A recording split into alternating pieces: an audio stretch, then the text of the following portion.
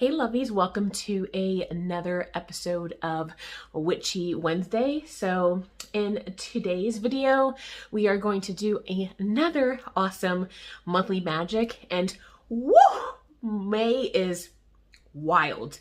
May, there's so much happening, and it's like there's a lot of very spiritual, deep connections that has to do with enlightenment. So I think I'm going to put like a keyword to each one of my monthly magics. So May 100,000% is all about enlightenment, and we'll go through that. There's so much good stuff to cover today, so I'm going to get right into it. So you guys grab a pen, a journal, paper, and kind of just take some notes and learn along with me. There's a lot of research that goes into my monthly magic, and I will leave those links below that I got a lot of my information. Or you can get things like this. I go use a lot of the Witch's Almanac, the Sabbats. I have a lot of reading material that I grab all of my information from. Again, I have some links that I'll leave below. So we have a lot to cover. So let's get into it. Monthly magic, May starts now. Before I start, I've been doing a lot of fun things, lunar fair, some live sales. I've been going to events, some witchcraft events in NYC and things like that. So have a couple of new people in the community and new to the channel. So if you are new here, hi, my name is Janine. I do a lot of witchy content like this, primarily for education, learning, teaching, DIYs, on a budget, things like that. And I'm also more of a lifestyle, which I've lost throughout the years, because witchcraft is, I think, what people are really interested in my channel. So, but I do house tours, I do decorations, and we do other DIYs for like the Sabbats and things like that. So if you're looking for a lifestyle, I have a fertility update that I'm going to be sending probably next week. It's going to be a really fun one, so look out for that. So home, style, craft, witchcraft, if that's your thing, welcome to my channel, and definitely subscribe so that way you won't miss really fun videos that I post. I try to post weekly. All right, so if I'm looking here, I'm just looking away because I have a lot of notes. I have like literally 5 pages of notes, and I'm not gonna go through literally everything because a lot of it is just probably for personal use. And if you are a member of the channel, I removed my full moon membership, but those boxes are going to be available on Etsy pretty soon. So I only have the crescent moon and the gibbous moon. So if you belong to any of those memberships, you'll have free access to our public grimoire for the channel's grimoire. And I will put all of the information that I'm reading off of now on there, so you can kind of copy paste into your own virtual grimoire. Look at it at a time, so be sure to become a member of this channel and you can get perks like that. So let's get into it. Okay, so the first date that we have to look at is April 30th. So April 30th is our new moon in Taurus. So what do we know about new moons, right? It's like an amplifier. Obviously, all the new moons, you want to like reset, look at goals, plan for the next lunar cycle. But for this one, it's definitely amplifying the Taurus vibes, right? Because we're feeling spring, everything's getting nicer, and we're wanting to be outside. And these are all Taurian things. My birthday just passed, so I love this season. I feel alive. I've mentioned that Beltane is my favorite Sabbat because it falls within my birthday season.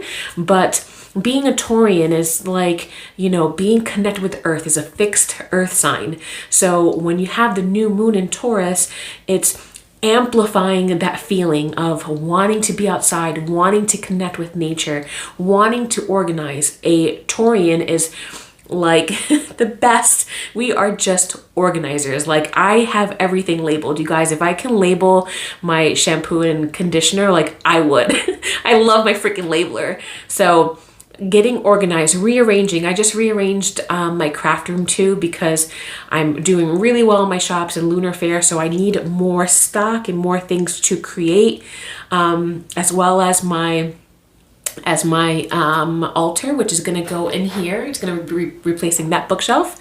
So you can see it in the background of all the monthly magics and my altar tour and things like that. But rearranging, like, these are the things that are so good with a new moon, and you want to take that energy and really get yourself planned, organized, and then spend as much time outside enjoying Mother Nature, because this is the time to really kind of celebrate the life and the growth that the earth is experiencing right now. Something that I find interesting, there's a lot of things that I find interesting, so I'll point them out when I'm like, wow, this is something that I didn't know about or was a head scratcher.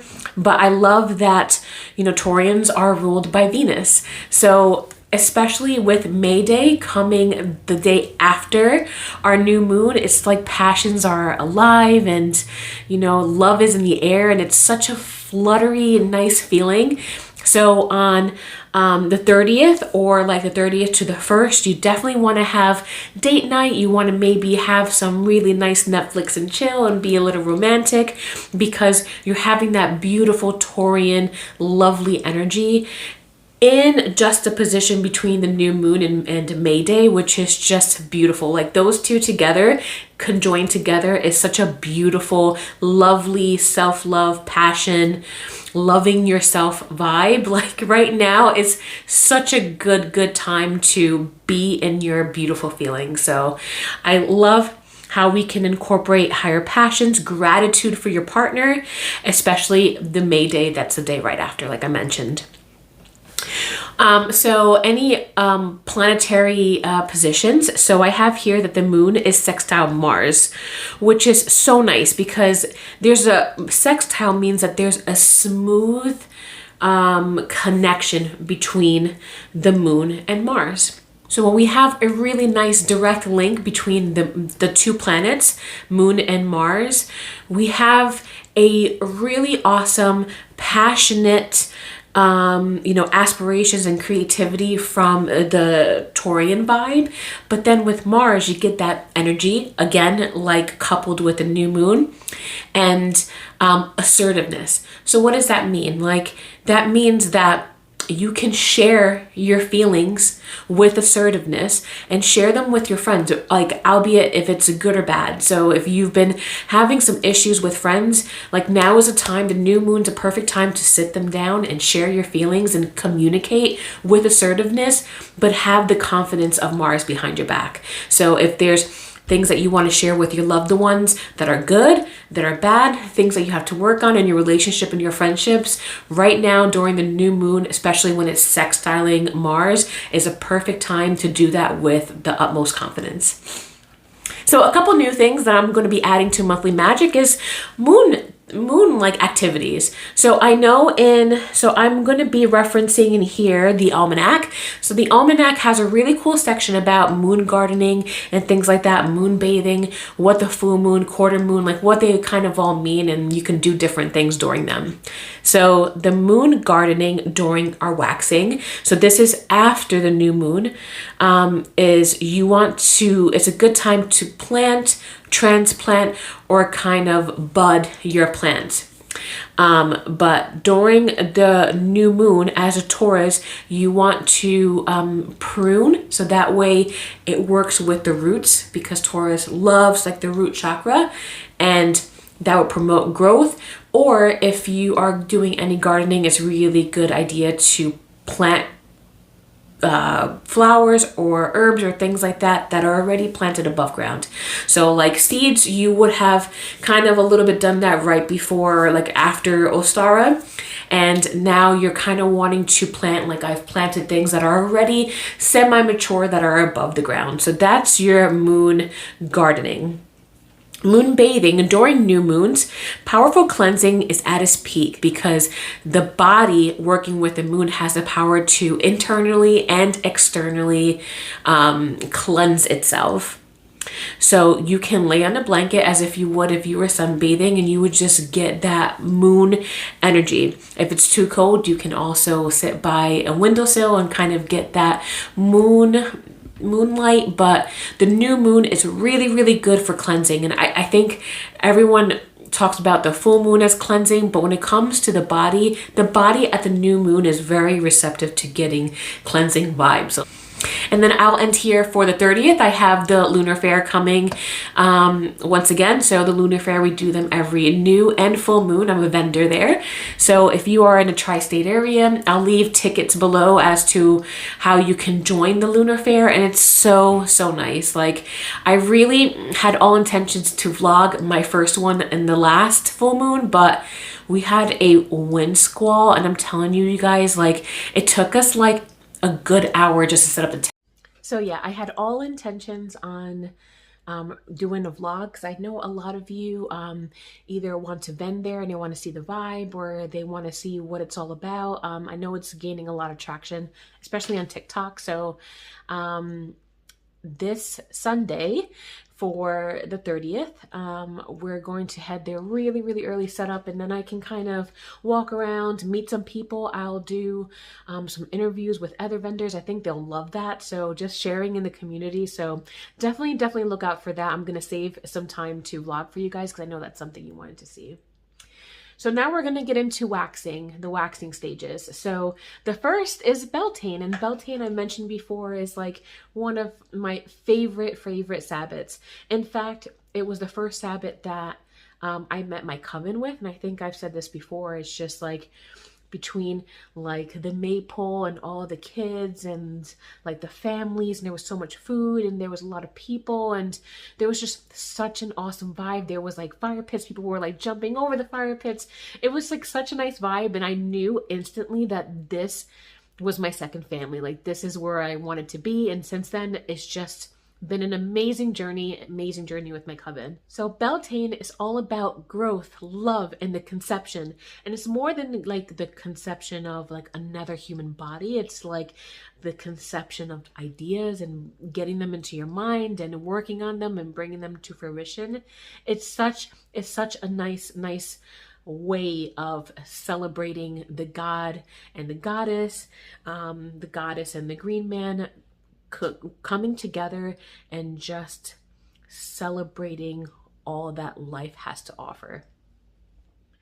So I have here that traditionally young couples will marry and ask their union be made fertile and official under the grace of the god and goddess. And the maypole, actually the pole is the phallic symbol, whereas the wreath is the female symbol. And then with all the ribbons, they're conjoining the male parts and the female parts together so they can have that blessed union, they can have that love, and they can have that compatibility. And that's where all the ribbons kind of come into. And you can even take it a step further and make a specific meaning to each color of the ribbon, which is even more beautiful. So like, let's just say, for example, red is passion, white is purity, you know, green is success, like, and then you kind of interweave those colors together, and it just symbolizes all of these good things to promote a relationship and a marriage and a friendship. Like, those are just, doing a maypole is one of the most beautiful things that you can do, especially during Beltane. So Beltane, like I mentioned, also honors the living things in conjunction with the earth, especially it being the Taurus season. So May Day is a perfect time to enjoy being with nature, and again, planting above ground plants and just having respect for like all living things. One thing that happens also during the first is Walpurgis. I'm probably totally butchering that, but this is completely new. And I'm sure a lot of you know, and I'll leave some of the information that I helped to research below. But Walpurgisnacht is the witch's night that meets at Brocken, located in Germany. And it's a really, really awesome thing. Like, they go into this hill, and I guess the way that the sun is positioned behind people and, you know, the way light is coming in, it creates like a rainbow formation over a being. So back in the day, they used to like have that as, you know, a healing type of observatory. And it's noted, when you witness the Brocken Spectre, you're really supposed to be closer to your higher self. Really, like, this is an enlightenment. That's where, you know, you start seeing enlightenment for the month of May. So you start to get like that enlightenment feeling from the Brocken Spectre, and it's a beautiful thing. So it's kind of rare, and it's been explained how that happens, but it's such a beautiful thing. So Walpurgis, for the festival, it said that the pagan origins of the festival says that Wotan married Freya on the Brocken, and the night of April 30th, which is really, really cool. So with the Walpurgis festival, what I really find interesting is that the pagans, they did a lot of ancestral work and divination and a lot of spellcraft work because the veils were thinning, and very much like Samhain. And why they thought the veils were thinning is because this time of the year is so unpredictable, and that's so true. Like with us, we had like an 80-degree day, and then like last week it was snowing and hailing, and then the weekend it was another, like it went back up to 80. Like the weather here is so unpredictable. So the pagans thought that was the thinning of the veil.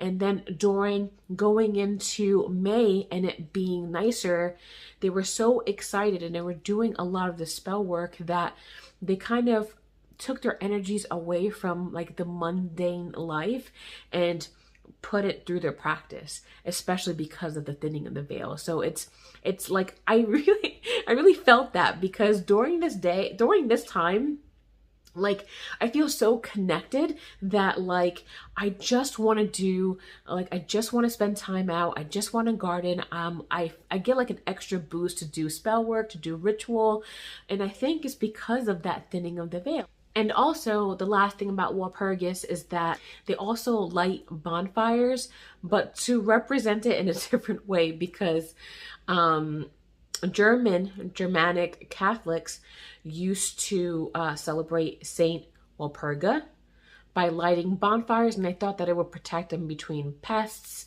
and rabies and witchcraft. So like, you know, it's kind of dark when you think of it that way, because the naiveness of the old Germanic Catholics and thinking, you know, there was devil worship and things like that. So they will burn bonfires that way. Where in modern times, we take that and we acknowledge that this was a part of our history. And during Walpurgis, they would kind of pay homage to that by building a bonfire. So it's still a fire festival, whether you're celebrating Beltane or Walpurgis. I just wanted to really touch on Walpurgis because it's like such a fascinating thing to me, and it's really, really celebrated in other countries. So I wanted to kind of bring that to light. The next date that we're going to review is the 6th, and the 6th is Vesak, or really correctly known as Vesak. So Vesak is the Buddha celebration of the Buddha's birth, his enlightenment, and then his achievements through death, which is beautiful, beautiful, beautiful. So I watched a beautiful documentary that I will touch on now, but I really leave that below. So during this time, it reminds the Buddhists of the importance of the life of the Buddha. So while it is a time of celebration, it's also a time of reflection. So the Vesak gives the Buddhists the opportunity to think about what they've learned while living a Buddhist life. So again, one interesting fact that I saw while looking at this documentary is that you will see a lot of images of suffering. The Buddha has taught that suffering was due to aversions, delusions, pains, aging, sorrow, death. By understanding the nature of change and letting go of attachments or expecting things to change when they really shouldn't, we were closer to nirvana. Through meditation, we are closer to enlightenment. Again, it's just like that word, enlightenment. So it's so interesting that, you know, in this Buddha mindset, the Buddhist mindset, is because, you know, they kind of put these in the light festivals and all of these things that they're building. It's a lot of sorrow to remind you that these are the things that hold you down. These are the things that no longer serve purpose in your life. And as a Buddhist, once you learn to let go of those attachments, will you kind of really be free. And it's just so beautiful. So really, things that you can do during this time, and this is a 6, so this is Vesak. You can do art, you can do music, you can do some poetry, you can meditate on your inner light. So now we're really coming down to the enlightenment. We're doing the waxing, so we're growing with the new moon phase, and we are doing things to really enlighten our soul. Create colorful art that represents nirvana to you. Give divine gratitude. You know I'm always good with that. Do some self-reflection by adding rose into your practice. Rose is such a deep connector. We'll talk about that later. Rose is a great herb for Beltane. And then cord cutting, right? Again, cutting what no longer serves you and things that you shouldn't be attached, and the mindset that, you know, to let go and to accept the things that you cannot change. That's how you become an enlightened being. And through this video or this documentary, it's so interesting. And the Vesak is just a beautiful representation of the Buddha's life. Okay, so in the 8th, we have the first quarter in Leo. So, you know, that Leo vibe is always searching for admiration because of the feeling of some loss or criticism or judgment is really harsh on this time of the moon cycle. Because of Leo and the first quarter, you're gonna really struggle with accepting changes or modifications if things aren't going as planned. So the thing that you can do most for the first quarter in Leo is to create small, tangible goals. So it may be even silly as be happy one day, or journal one day, or create really tangible small goals that you can achieve from morning to night, because the Leo needs that constant reassurance, that constant kind of stability that things are growing. So again, we're still in that waxing stage, and you want to do things and set little things that you can do to remind yourself of every day. Set it and achieve it from day to day. Remember, Leo and Taurus, my best friend is a Leo. They're so compatible. Again, both need security and are very compassionate. So use this to your betterment. Make the goals, set them, achieve them, and get that security that the Leo with, you know, the Taurus new moon still kind of in your back. Get that security and that confidence to keep kind of growing with the lunar cycle. So again, in May 8th, we have White Lotus Day. And by doing this research, I had no idea how incredibly sacred and awesome the White Lotus is. So White Lotus Day, we commemorate Helena Blavatsky. So that's H.P. Blavatsky. I've heard a little bit of her because she really is a revolutionary person within, you know, the esoteric practice, but it really is to commemorate her death. And by doing that, you celebrate her life and what she's attributed. And we commemorate her death in 1991. And of course, Helena Blavatsky is a co-founder of the Theosophical Society. So she believed in the idea of uniting with the higher self, which is huge. She believed in the idea of uniting with higher self and to gain the wisdom of past life regression. So she believed that through past life and through your higher self, you can meditate and connect with these people, which we do all the time. And she developed a deeper understanding of the synthesis of religion, how it plays with science. And she was also like a mystic and a world traveler. So a lot of people pegged her for being a fraud, but besides her dabbling into the mysticism and divination and things like that, she really was such an enlightened being. And with that, with the White Lotus, Um, it's so interesting how they incorporate the white lotus in this day. So if you think about it, in the white lotus, the root is grown in mud, is grown in the earth. Then the stem, it grows through water, and then it breaks and starts to bud in the air, and then it flowers, and there's a yellow center, and it gets the energy from the sun. Like, it's working with all elements. It's earth, water, air, and fire. So together, the White Lotus Day is all about elemental work. It's all about really working with your higher self and working with Helena. Like, it's just such a beautiful, beautiful time. This is around the 8th. So we're still working with that Leo energy. We're still working with the quarter moon. But I'm really going to really practice some of these things on White Lotus Day. And I have here some of the things you can do is you can chant or prayer or use prayer beads for your higher self. You can do divination. You can conduct a seance, which Helena H.P. Blavatsky really did a lot of. And you can work, of course, with the elements.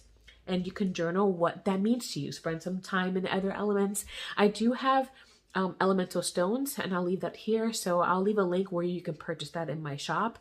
It's really nice to have stones set in your elemental positions, especially if you're calling quarters and things like that. But work with the elements, journal what they mean to you. It's such a beautiful day on the 8th as your quarter moon to work with H.P. Blavatsky, learn about her, and also about White Lotus Day. So on May 10th, we have this day as ruled by Virgo. So nothing special here. It's just nice to commemorate another earth sign.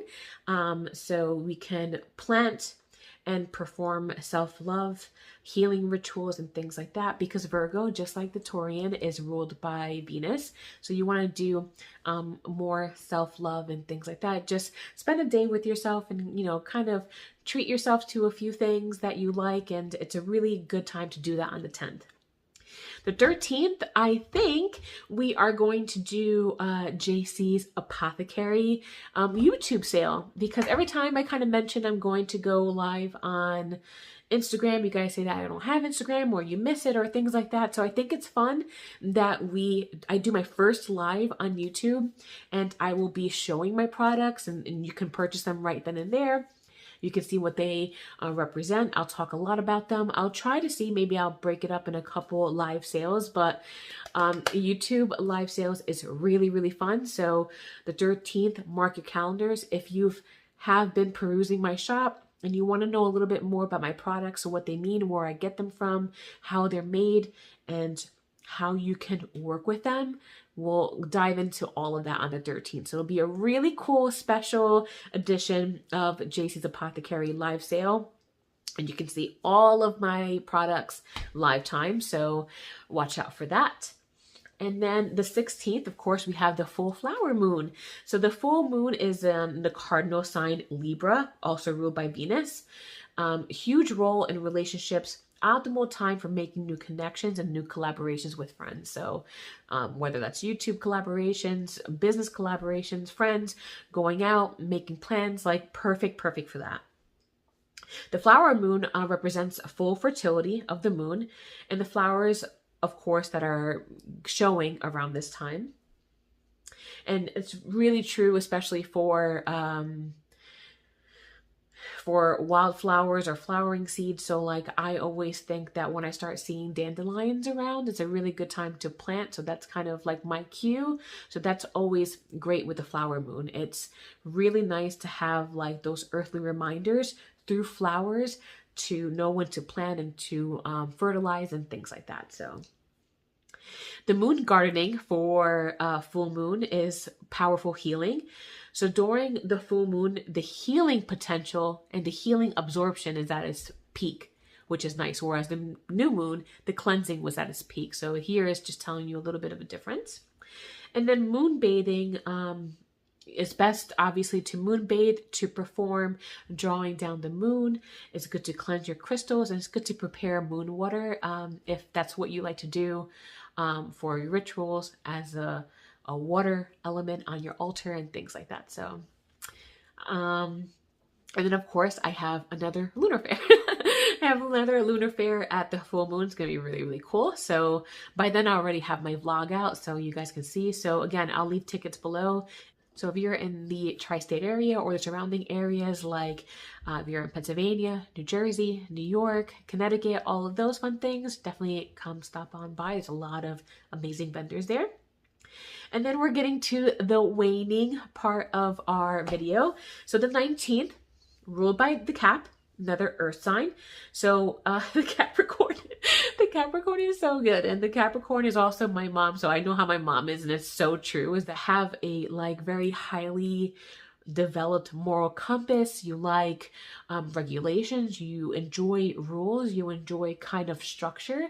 So I put down for the 19th is probably a really good idea to play a game or create a game with your family or friends. Capricorns love playing games, especially when there's like a lot of like structure and steps and things like that. They love kind of getting in there and like dissecting everything. So I think playing a game, and a really good game, like something that takes a lot of strategy, on the 19th will be so fun with your family and friends.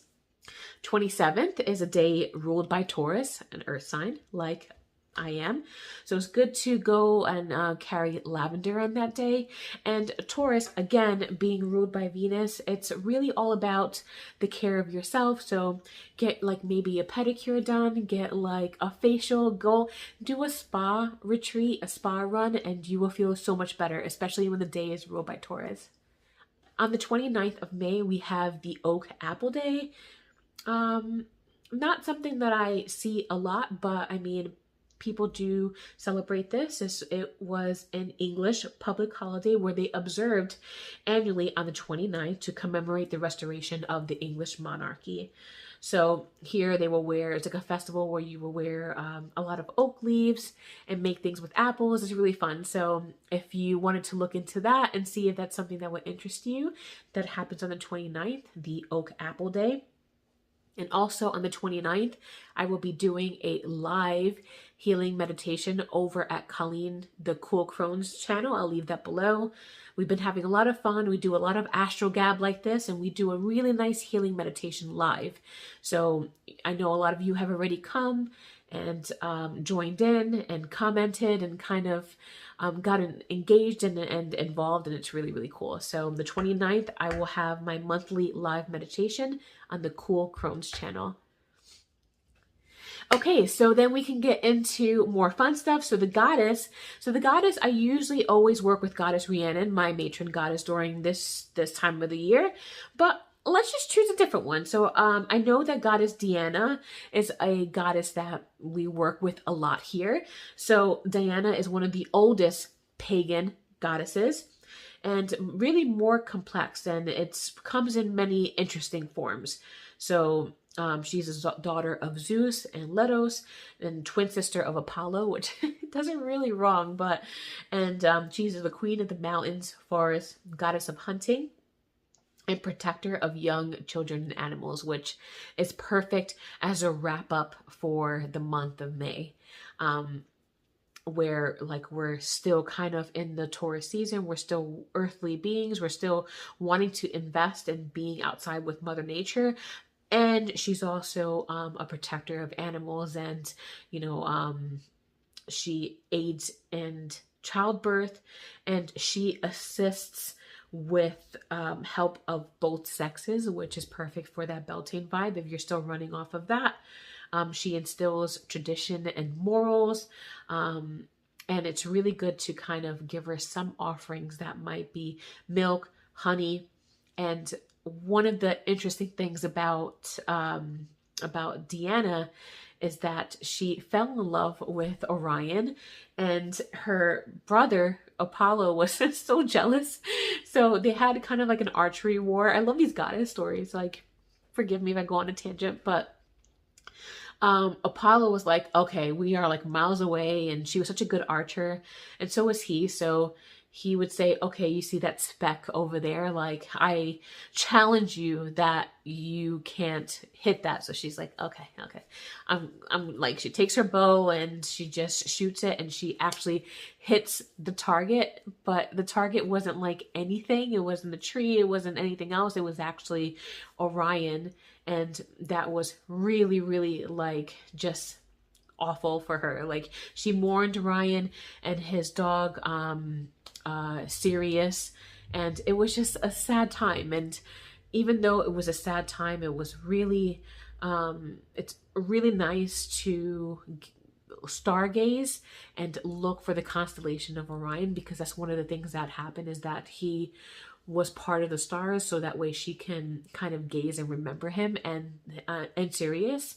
So offerings like milk and honey, stargazing, and looking for Orion's constellation are things that you can do to really connect with the goddess Diana. Some of the herbs that you can work with are rose, like I mentioned. So rose is good for love, deep spiritual work. It's great for sex magic, and it's really good for, again, cord cutting if you're going to be doing that activity. And it's really good for shadow work, perfect for shadow work.